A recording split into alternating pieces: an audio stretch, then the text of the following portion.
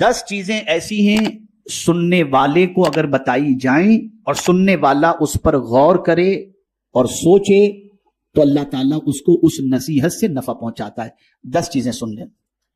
لوگوں کو اللہ کی نعمتیں یاد دلائیے تاکہ وہ اللہ عز و جل کا شکر کریں. کس نے دی زمین؟ کس نے دیا آسمان؟ کس نے دولت دی؟ کس نے آنکھ دی؟ یہ ساری نعمتیں اللہ کی دی ہوئی ہیں. اور اگر چاہتے ہو کہ اللہ مزید نعمتیں عطا فرمائے تو قرآن کہتا ہے لئن شکرتم لازیدنکم، تم شکر کرو اللہ تمہیں زیادہ عطا فرمائے گا. اور جتنی تکلیفیں آتی ہیں، توجہ چاہوں گا یہ جملہ پوری تقریر یاد رہے یا نہ رہے لیکن اس کو یاد رکھیے گا، جتنی بھی تکلیفیں آتی ہیں وہ ساری تکلیفوں کا سب سے پہلا سبب ناشکری ہے. سب سے پہلا سبب. اس کے پاس یہ، میرے پاس یہ نہیں، وہ یہاں میں بس یہی سب چلتا ہے. اور اس کو میں قرآن سے سمجھا دوں. اللہ فرماتے ہیں ما یفعل اللہ بعذابکم ان شکرتم، اللہ تم کو عذاب دے کر کیا کرے گا اگر تم شکر کرو. نادانو، تم شکر نہیں کرتے اس لیے تم تکلیف میں گرفتار ہو. شکر کرو تو اللہ تمہیں زیادہ عطا فرمائے گا.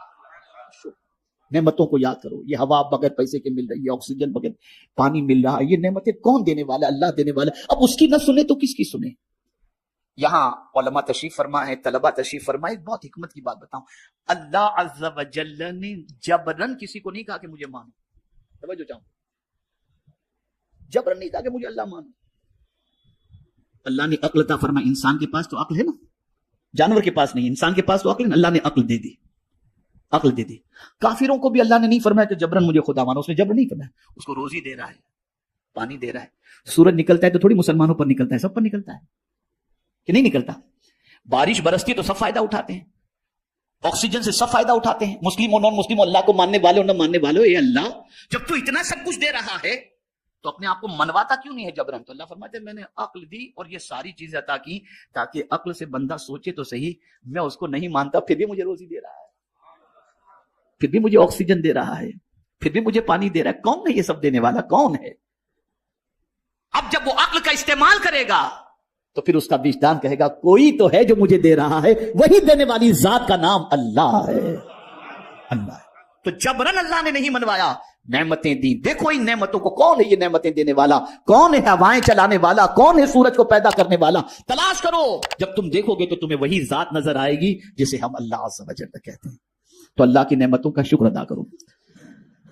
دکھ اور تکالیف کا ثواب بتائیں تاکہ صبر کریں.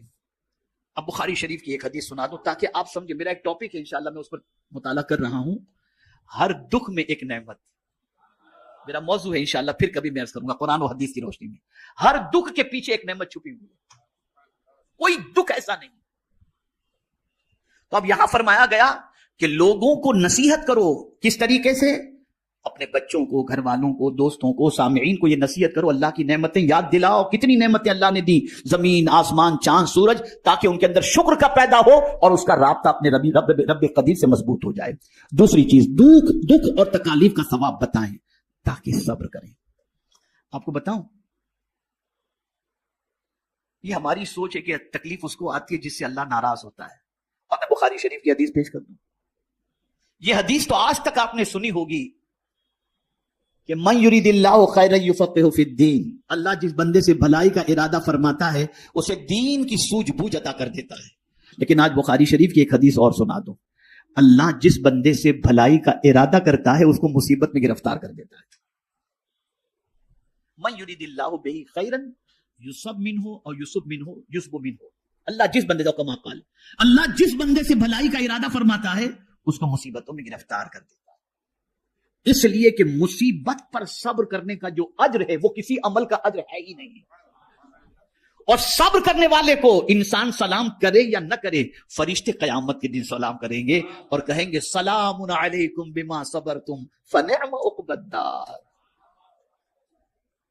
تو دکھ میں انسان مایوس ہو جاتا ہے، اسے بتاؤ کہ دکھ اور تکلیف میں صبر کرنے پر اللہ نے کتنا اجر رکھا ہے.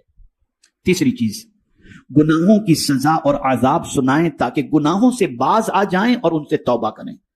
وہ لوگ جو گناہوں میں ڈوبے ہوئے ہیں ان کو بتاؤ کہ گناہوں کا عذاب کیا ہے اور گناہوں کی وجہ سے اللہ عز و جل کیا سزا عطا فرمانے والا ہے تاکہ بندہ اس سے بچنے کی کوشش کرے. اسی طریقے سے ہمارا سب سے بڑا دشمن کون ہے؟ تو قرآن کہتا ہے ان الشیطان للانسان عدو مبین کہ بے شک شیطان انسان کا کھلا ہوا دشمن ہے. اب اس کے مکر و فریب، اس کی چال، اس کی عیاری، اس کی مکاری یہ بتاؤ تاکہ لوگ اس کے مکر سے بچیں. تو فرمایا گیا شیطان کے مکر و فریب بتائیں تاکہ اس سے ڈر کر کے بچ جائیں. میرے پیارے آقا صلی اللہ علیہ وسلم کے پیارے دیوانوں، اسی طریقے سے انسان کا دل سخت ہونے کی ایک سب سے بڑی وجہ یہ بتائی گئی دنیا کی محبت. یہ جس دل میں پیدا ہو جائے وہ بہت سخت دل ہو جاتا ہے، اتنا سخت دل ہو جاتا ہے کہ پھر کسی کے قتل پر بھی آمادہ ہو جائے گا، کسی کا مال کھانے پر بھی آمادہ ہو جائے گا، اور بڑھتے بڑھتے یتیم کا بھی کھا جائے گا، مسکین کا بھی کھا جائے گا، بیوہ کا بھی کھا جائے گا، سب کا کھا جائے گا. یہ ہے دنیا کی محبت. ایسے انسان کا دل بہت سخت ہو جاتا ہے. اسی لیے حضور صلی اللہ علیہ وسلم نے صحابہ کے قلب کا جو تزکیہ فرمایا اس میں سب سے پہلے حب دنیا کو ان کے دل سے نکالا.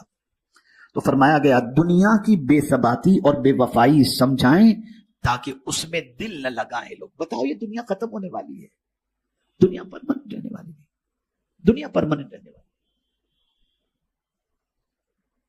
ہے. ایک سور میں ساری دنیا ختم، سب فنش ہو جائے گا. اب یہاں یہ جملہ یاد رکھیے گا، علماء خاص طور پر میں گزارش کروں گا توجہ کے ساتھ، اور طلبہ بھی یاد رکھیں گے تو بڑا فائدہ ہوگا. زندگی بھر اسے اپنی کتاب کے اندر نوٹ کر کے رکھیں. عقل مند وہ ہے جو فنا ہونے والے سے محبت کرنے کی بجائے باقی رہنے والے سے محبت کرے. دنیا فنا ہو جائے گی، خدا باقی رہنے والا ہے. جو باقی رہنے والا ہے اس سے محبت کرو. اسی لیے مومن کی تعریف اور مومن کی کیفیت قرآن نے بیان کی. والذین آمنوا اشد حبا للہ، جو ایمان والا ہوگا وہ اللہ سے ٹوٹ کر محبت کرے گا، بے انتہا محبت کرے گا. اور یہ دنیا فنا ہونے والی ہے. چھٹی چیز، موت کو ہر وقت یاد رکھا جائے تاکہ روانگی کی تیاری جاری رکھی جا سکے. میں آپ کو یہاں پر بتاؤں، ابھی ایک پروگرام میں ہم گئے تھے، ایک ساتھی نے کہا حضرت آپ کا وقت اتنے بجے کا ہے، ٹریفک بہت زیادہ ہے، ہم تھوڑے تاخیر سے پہنچیں گے، لیٹ ہو جائیں گے. تو مجھے ایک آیت یاد آ گئی. اللہ کا شکر ہے بسا اوقات کوئی نہ کوئی آیت یاد آ جاتی ہے. تو میں نے ان سے کہا، میں نے کہا بھائی میں تو دنیا کے بارے میں تھوڑا سا سوچا تو ٹائم پر تو مجھے کوئی چیز نظر نہیں آئی، چاہے وہ فلائٹ ہو، چاہے ٹرین ہو، چاہے آدمی ہو، تھوڑا بہت تو پلس مائنس ہو جاتا ہے. میں نے جب قرآن پر غور کیا تو ایک ہی چیز مجھے ٹائم پر ملی. قاری صاحب، ایک ہی چیز مجھے ٹائم پر نظر آئی جو 1 منٹ پہلے بھی نہیں، 1 منٹ بعد بھی نہیں. اذا جاء اجلهم لا يستأخرون ساعة ولا يستقدمون. جب موت آتی ہے تو نہ 1 منٹ پہلے نہ 1 منٹ بعد میں، جب اس کا وقت مقرر ہے تب وہ آ جاتی ہے. تو ٹائم پر ایک ہی چیز ہے، باقی کوئی چیز ٹائم پر نہیں. 1000 باڈی گارڈ رکھ لو، 1000 بلیٹ پروف جیکٹ پہن لو، لیکن دنیا کی واحد سچائی یہ ہے کہ موت سے کوئی بچ نہیں سکتا. اور یہ جملہ بھی بڑا میرا مقبول ہوا تھا کہ ہم نے بہت کچھ جمع کر کے رکھا، لیکن قدرت کا قانون یہ ہے یا دے کے مرو یا چھوڑ کے مرو، لے جانے کچھ بھی نہیں ملے گا. بہت کچھ جمع کر کے رکھا ہے نا، یا دے دو مرنے سے پہلے یا چھوڑ دو. ہاتھ میں انگوٹھی بھی پہنے ہو تو لوگ کاٹ کے نکال لیں گے، لے کے نہیں جا سکتے کچھ بھی. یہاں سے پتا چلا ہمارا کچھ ہے ہی نہیں. جسے ہم کہتے ہیں کہ یہ ہمارا ہے، ہمارا کچھ نہیں ہے. فلسفہ سمجھ لو، یہ اللہ نے استعمال کرنے کے لیے دیا ہے. جب تک وہ چاہے گا تم استعمال کرو گے، پھر یہ کسی اور کو دے دے گا. اسی لیے اس کا قانون ہے دے کے مرو یا چھوڑ کے مرو، لے جانے کچھ بھی نہیں ملے گا، کچھ بھی لے جانے نہیں ملے گا. اور موت کا وقت کسی کو نہیں معلوم. تو دل کی سختی کو دور کرنے اور نصیحت کو حاصل کرنے کے سلسلے میں موت کا تذکرہ لوگوں کو بتایا جائے اور موت کو ہر وقت یاد رکھنے کی تاکید کی جائے.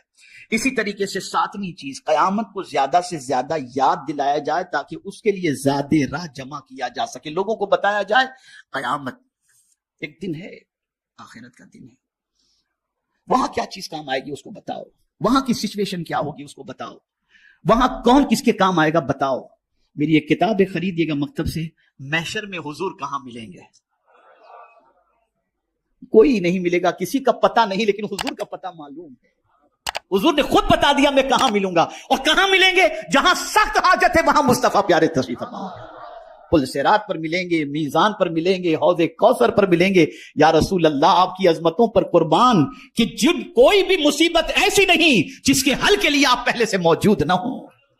یہ مصطفیٰ جان رحمت صلی اللہ علیہ وسلم۔ اور سب سے بڑی شان جو ہے نا حضور کی، اگر کچھ بیان نہ بھی کی جائے، صرف ایک شان بیان کی جائے، وہ شان محبوبیت۔ ہماری صاحب توجہ چاہوں گا، اعلیٰ حضرت نے اس کو بہت فوکس کیا، ہر شان اپنی جگہ پر، لیکن اللہ کی بارگاہ میں جو محبوبیت کا مقام ہے وہ اس سے بڑھ کر، تو اعلیٰ حضرت کیا اٹھے یار، محبوب میرے آقا اللہ کے کتنے محبوب ہیں تم جانتے ہو؟ میں تو مالک ہی کہوں گا، اتنے محبوب، میں تو مالک ہی کہوں گا کہ وہ مالک کے حبیب، یعنی محبوب و محب میں نہیں میرا تیرا۔ اگر مولا نے سورج غروب کر دیا، محبوب نے اشارہ کیا، سورج پلٹ کر آ گیا، تو محبوب سے نہیں فرمایا میں نے ڈبا دیا تو نے نکالا کیوں؟ اس لیے کہ محبوب محبوب ہے، میں تو مالک ہی کہوں گا کہ وہ مالک ہے، یعنی محبوب و محب میں نہیں میرا تیرا۔ تو قیامت میں حضور کام آئیں گے صلی اللہ علیہ وسلم۔ تو اس موقع کی کیفیت کو بتاؤ، وہاں کے حالات کہ کوئی کسی کے کام نہیں آئے گا۔ اور خاص طور پر میں دو چیزوں کا ذکر کر دوں، یوم لا ينفع مال ولا بنون، قیامت کے دن نہ مال نفع پہنچائے گا، نہ بیٹے نہ اولاد نفع پہنچائے گی، الا من اتى الله بقلب سلیم۔ دیکھیے بات قلب کی آ گئی، جو اپنا سلامتی والا دل لے کر کے آئے گا، یہ دل قیامت میں اس کو نفع پہنچائے گا۔ تو دل اگر سخت ہو جائے تو اللہ خیر فرمائے، اللہ خیر فرمائے، اس دل کی سختی سے اللہ خیر فرمائے۔ آٹھویں چیز، دوزخ کے عذاب کے حالات بتائے جائیں تاکہ ان سے بچ سکیں۔ اب پہلے ہی میں نے عرض کر دیا فویل للقاسیۃ قلوبہم، ویل، یہ ویل کیا ہے؟ خرابی کے معنی بھی، اور ایک اعتبار سے ویل جہنم کی اس وادی کا نام ہے جس سے جہنم بھی دن میں 70 مرتبہ پناہ مانگتا ہے۔ تو جس کا دل سخت ہو جائے، جس کے دل پر اللہ اور اس کے رسول کی باتوں کا اثر نہ ہو، اسے ڈرنا چاہیے اپنے ٹھکانے کے بارے میں۔ 9ویں چیز، بہشت کی نعمتیں سنائی جائیں تاکہ انہیں رغبت ہو۔ جنت کی بہاروں کے بارے میں بتایا جائے، کیا کیا جنت، شرابن طہورا۔ سب سے بڑی چیز تو یہ کہ یہاں تو یار کہیں بیٹھو تو کوئی اچھی بات، کوئی اس نے آپ کے بارے میں یہ کہا، فلاں نے یہ کہا، tension tension tension tension tension. جنت ایسی جگہ ہے وہاں کوئی ٹینشن نام کی چیز ہے ہی نہیں، کوئی ٹینشن کی بات نہیں۔ آدمی چاہتا ہے کہ دنیا میں میری تمنا پوری ہو، توجہ چاہوں گا اس جملے پر، آدمی چاہتا ہے دنیا میں میری تمنا پوری ہو، اللہ فرماتے تو دنیا میں جو چاہتا ہوں وہ تو کر، جنت میں تو جو چاہے گا میں وہ کروں گا۔ تو ہماری تمنا پوری ہونے کی جگہ دنیا نہیں جنت ہے۔ وَلَكُمْ فِيهَا مَا تَشْتَهِي أَنفُسُكُمْ وَلَكُمْ فِيهَا مَا تَدَّعُونَ، جو چاہو گے اللہ تمہیں عطا، اور کوئی محنت بھی نہیں کرنی، کمانے بھی نہیں جانا، خیال ہوا کہ یار یہ مل جائے تو فوراً سامنے آ جائے، یہ قیامت۔ آخری بات، ہر بات کو خوف و رجا کے درمیان رکھا جائے، یعنی کبھی اللہ تعالیٰ کی عظمت و ہیبت کا تصور دلایا جائے تاکہ اس کا خوف دل میں پیدا ہو، کبھی اللہ کی رحمت اور مہربانی بتائی جائے تاکہ اس سے امید ہو۔ جو پند و نصیحت 10 امور پر مشتمل ہو تو اہل ایمان کو اس سے بہت بڑا فائدہ ہوگا۔ یہ 10 باتیں ایسی ہیں کہ اگر ایمان والے کے سامنے یہ 10 باتیں رکھی جائیں تو ایمان والے کو فائدہ پہنچے۔